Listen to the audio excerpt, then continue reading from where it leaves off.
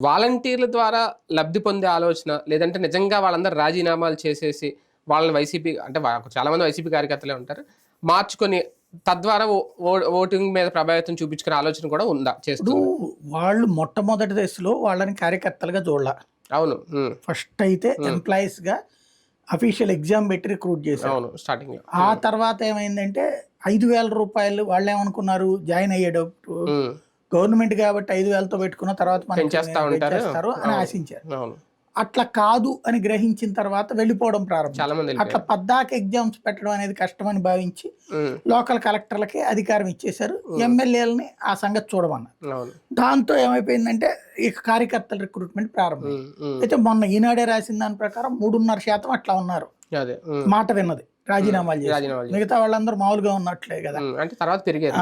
అదే టోటల్ గా చూసుకున్నా పెద్దగా ఏం లేదు, 5% కూడా చేయలే రెసిగ్నేషన్.